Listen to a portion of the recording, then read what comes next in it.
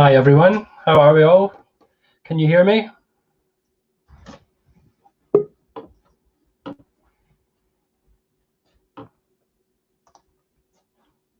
Hello Louise. Ah. Hello. Oh, hi John. Hello, nice to see you. Sorry for the delay everyone, we had a few technical issues going on there behind the scenes. Yeah, but a seat of my pants there, but I'm here. Can you hear me okay? Yes, I can hear you. Oh, good. Yeah. Where would we be without all these technological problems, eh? Well, I've said before, you can't watch BBC News or Sky or CNN or anything. There's always technical difficulties. So, I think we do Just, very well. yeah, All just things considered, if the BBC could mess up, we can. How's everyone doing? What did we think of tonight's episode? Hello Ruth. Hi, Ruth. It's so nice to be here. What a cracker again.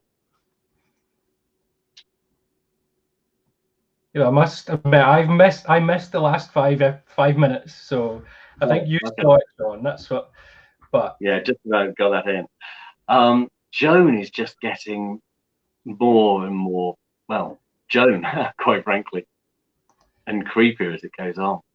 yeah, absolutely. There's There she is with the what is she up to? And I gotta say, there's the scene when Vera was in the car and the child's music was just playing in the background, and I didn't have a very good night's sleep myself last night because of a sick dog. And as it was playing, I could feel my eyes starting to go like this as I was watching. Life imitating art. Luckily, I wasn't driving. I was just sat on the sofa. Luckily, yeah. So, who've been the standout characters for you so far, then, Barry? Standout characters. Well, where do you start, John? To be honest, there's just everywhere you look, there's a standout character. But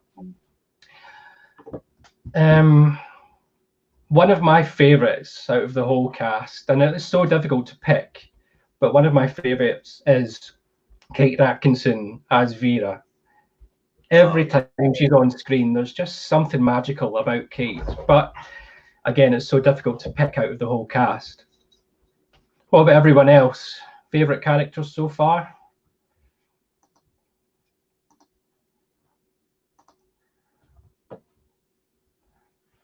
Oh yeah, loving Eve and Joan's interactions, and again, just how it actually with those two, it's hard to tell who's going to be the most manipulative. Yeah. How amazing Yeah, Pam and Tina together. Yeah.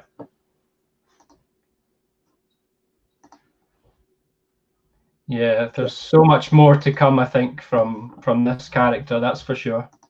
Yeah, so the return of the new Eve Wilder and return of Tina.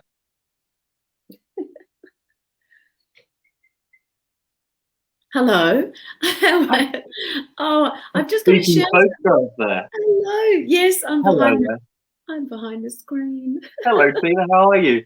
I'm very well, thanks, John. How are you? Not bad. As you know, it was a bit hit and miss whether I was going to be here, and I've suddenly just turned around to make sure I've taken my washing off the radiator.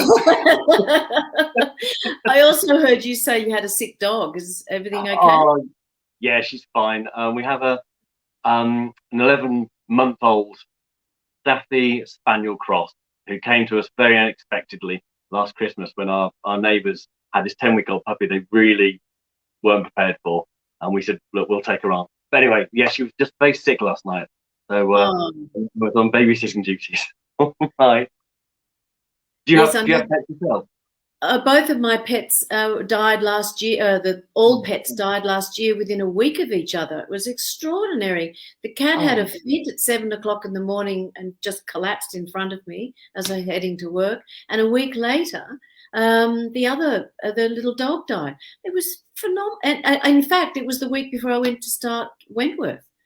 And I had to drive down, yes, live with Tina Bursill. Live! I feel very alive. 8 o'clock in the morning. It's gorgeous. Yes, I love animals. Desperately love animals. They're just, I have some thing about animals. I love looking into their eyes. And where I'm staying at the moment, there are a lot of cows. So I tend to, gaze into their eyes. They're just so beautiful. Big, milky brown, not milky, just kind of like glasses of water or something. No, richer than that. And am I reading this or are you reading? Oh my goodness. Thank you. Thank you. I loved working with Pam. I have to say it was extraordinary. Most of my work that I was meant to be more within the group, but because the pandemic had just struck us all and we'd had a 2-month hiatus. When we went back, we had to re-choreograph a lot of things so that we were, not within. Well, it was hard to be not up close with Pam and myself during those scenes in the cell, but we accommodated that by making the cells a lot larger. And meaning that we were both COVID tested each week, and also we knew that we were going to be working with each other, not necessarily face to face, but we re-choreographed things so that I was always behind her, which of course you'll see that through the next few eps. But it was such a joy to do. I think Eve's a bit nutty, and I found it very hard to sort of connect in there. I thought, oh yes, she'll be fine. She's just a fantasist. She pursues love and great, but if it's not received or reciprocated, she turns. And I think that with Joan, because Joan is really somebody, a force that I think that she really needed to be, was anxious about when she saw her, because two parties have both Joan and Eve have each had personas that they've tried to shield. And Eve falls in love, and it's not reciprocated, and of course she kills people. So go figure, it's just not right. And of course Joan has this dual identity, and Eve is like a dog with a bone, because Eve she has to protect herself, and she wants to survive. And so it's like keep your what is it? Keep your friends close, keep your enemies closer. It's a bit like that. And obviously they're already foreshadowing future developments with the subtle touches with Jake and the subtle touch of the hand. Oh yes, but yes, you'll see that playing out, because Joan knows Eve's Achilles, but Eve of course knows Joan's Achilles as well.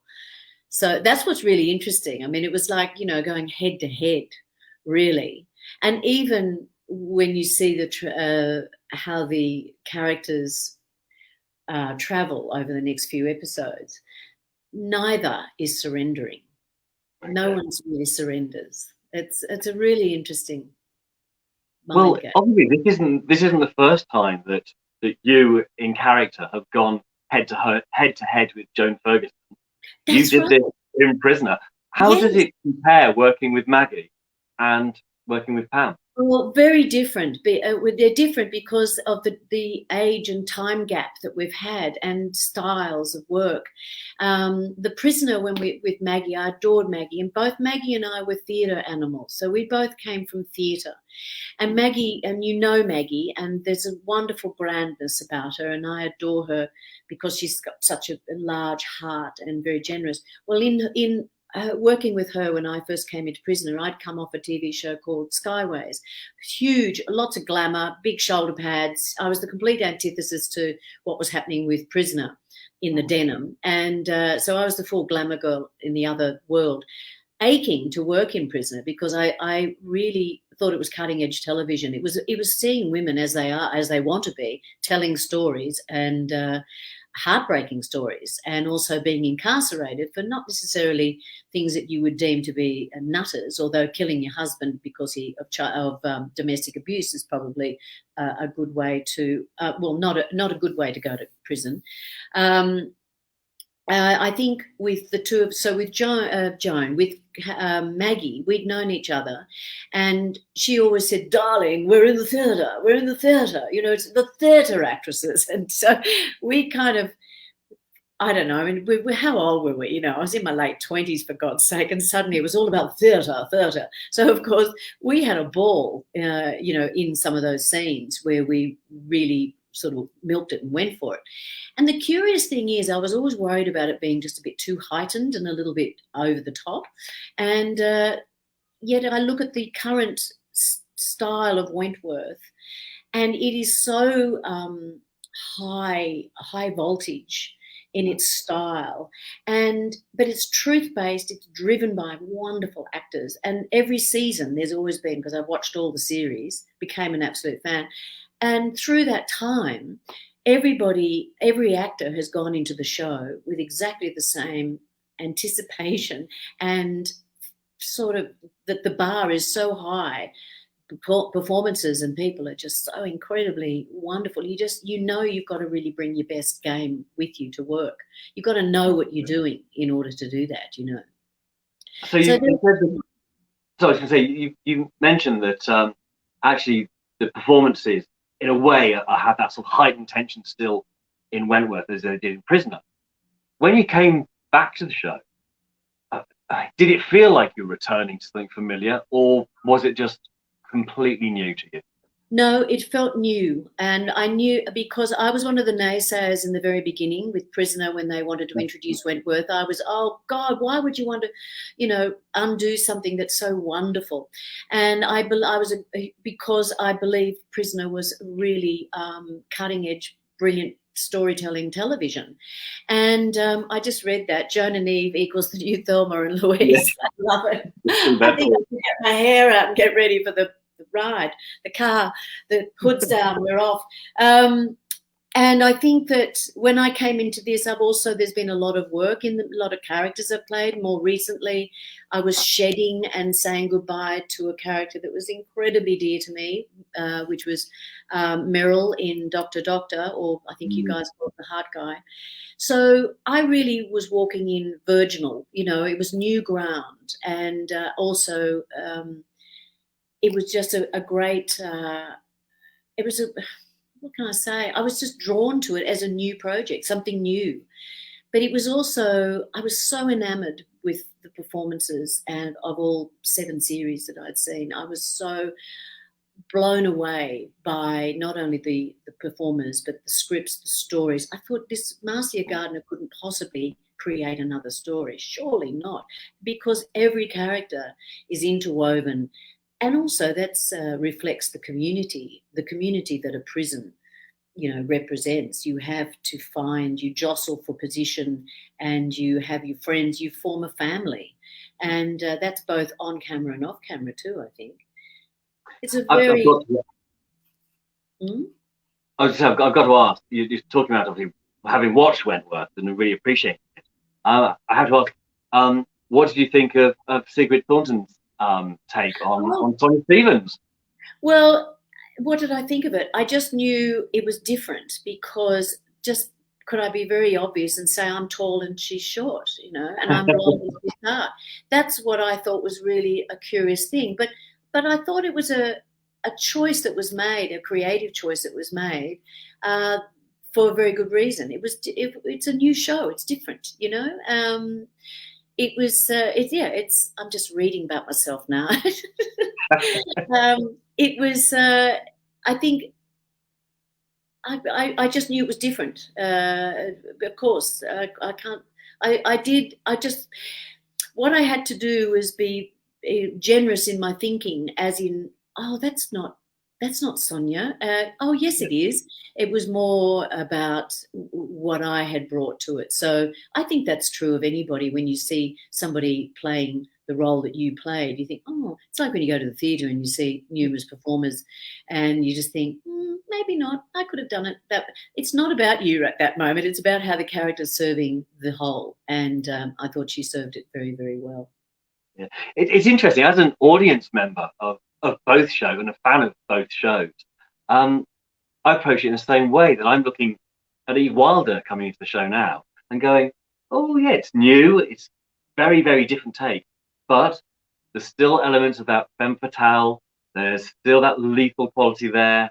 There's the nice side that she presents, and then the manipulative cunning underneath. So there were elements that Linda Stoner played in the character. Because that's the character on paper. If you look at the characteristics, which is the same with the Sonia, it doesn't matter whether you're small and dark and I'm tall and blonde. It's about the characteristics. It's the foundation of the character, really. And it's the same with Linda. And I didn't want to know it was Linda. You know, I felt I needed to see this with fresh eyes and what I could contribute, what I could bring to this, because I also knew that I was facilitating a very, very powerful character that needs to go on and give satisfaction, I think, for everybody. See what she's going to do. I'm just reading Gregory here is just saying thank you for the Prisoner 40th event in Birmingham a couple of years ago, which was fantastic. 5 of you coming over on that Saturday, and then we had obviously the 2 Bs on the Sunday. I remember Sigrid talking about the casting process for Wentworth, and that she told the producers that she wanted to play Sonia with a particularly eccentric style. Do you remember her saying about this? Do you know, I don't remember that, and I was sitting right next to her. I don't remember her saying an eccentric style. Well, vocal style. She said she wanted to play the character with a speech impediment or a lisp. Oh, yes, she mentioned that. Yes, I do remember that. I think I did a double take at that moment, didn't I? I think I went, oh, and did she? I don't remember. No, that's probably the exact same look the producers gave her when she suggested it. And then she said, yes, because I want to be able to say, hello, my name is Nicole Kidman. Yes, I don't. No, not good. Not good. No, not good at all. Good. Maybe not. No, I didn't have any of those thoughts in my head with Eve, I have to say. Eve, to me, was such a challenge on the page. And the way she was, written seemed just a paragraph. And I looked and I thought, God, where or how can I be all those things in such a short space of time? So it's really lovely that you picked up on that, John, because all those little threads will come to a penultimate moment. So I hope that it was I found it really, what was as a performer, I go, what's my objective? What do I want from this? And I had so many, because she's a nanny, for goodness sake. You've got to look at that style of woman that would have all these children running around her and joyful and happy.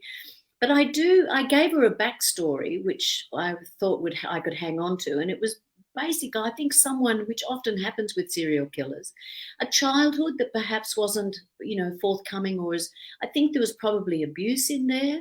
And so however people survive, I think her mechanism for survival was probably, I want to give other people love. I want to give people something to hang on to have a future, not say, hello from Netherlands, not perhaps. She had to have more as a multi-dimensional thing there, and I think she was concealing a lot of rejection and hurt from I'd say she was abused over the years. This was just me to give me something to hang on to, Yeah. What's really interesting is what you're saying echoes exactly what Kat was saying last week about the relationship between Boomer and Lou, that they both sat down and wrote an extensive backstory as well. Is that an important part of the process of acting for you?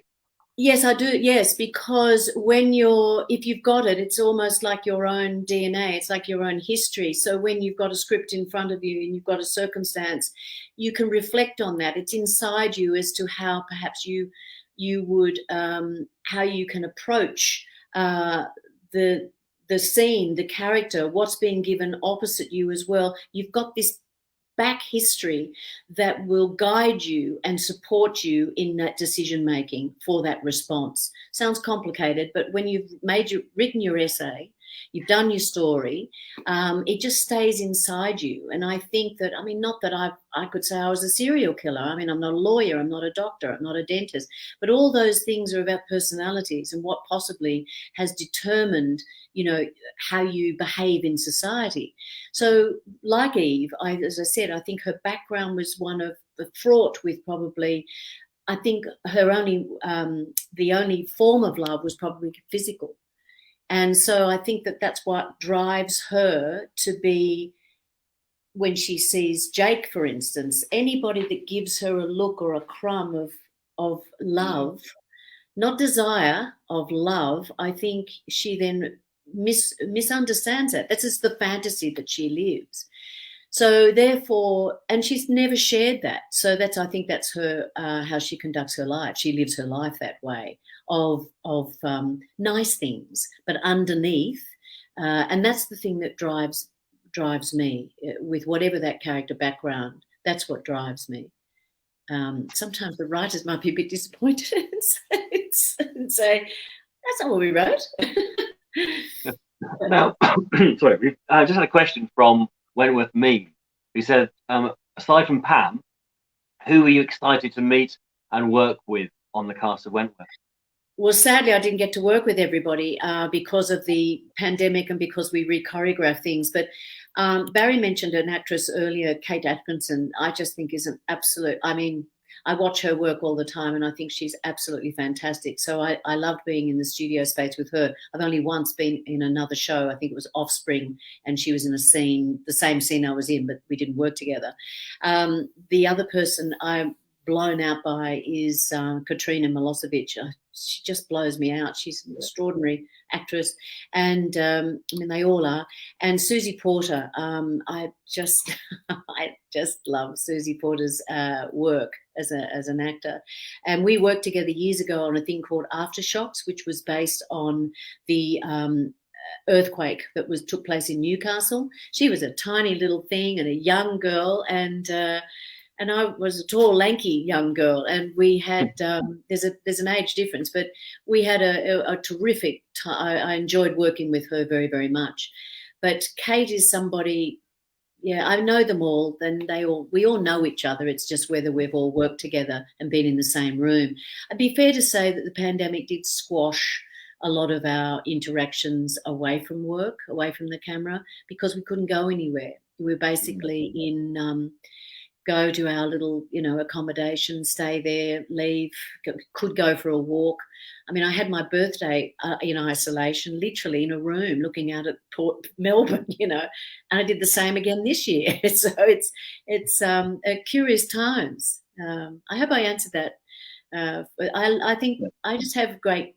Oh, and of course Bernie. I mean, he and I get to do some very interesting things, and he was just gorgeous, really so warm, and terrific sense of humour, and as sharp as a tack. It was great. Now, you've just mentioned several cast members that you've worked with on other projects, and I've got to ask you about Dr. Doctor working alongside Nicole. Of course, yes. How was that?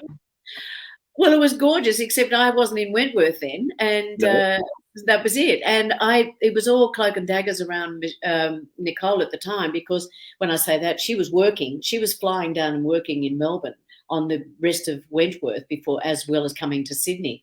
Oh, no, Nicole's gorgeous. And she's a really fine actress as well. I remember seeing her in something else.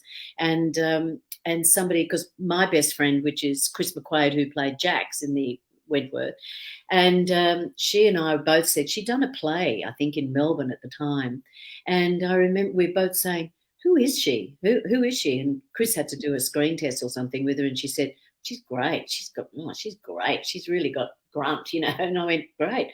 So when I met her, she was just so different. She's a really sweet's not the right word, but she's got a beautiful personality. She's sunshine, full of sunshine. Yeah. She's always coming in very positive. Yeah, she's good. Yeah, I thought there was a certain softness there that I wasn't quite expecting when we met. Same. And I think that's why I was saying when we were talking about her doing a play in Melbourne, but also a screen test, and the word was out, tough. tough. And so there was an expectation of that, I suppose. I went, oh, okay, she's got nuts, she'll be good and strong. And so I was really, really surprised. But, Doctor was a family. Again, she was playing a different personality, a different type. And we were all so incredibly close as a family in that show, as you do when you do a series like the Wentworth Gang. They were all close too. And in fact, I remember Susie coming up to me, she said, oh, darling. She said, we're normally just, we'd be out and having drinks and look at us, we're all walking around masked, we're in separate rooms, walking down different corridors, we've got things up our noses, we have things on our heads for temperature check. And she said, oh, it's just so different. It's so different, isn't it? And I said, yeah, well, I'm kind of with the new kid on the block, so accepted it, really. So, yes, it was, yes, I have worked with Danielle. Can I read that? Yeah, of course.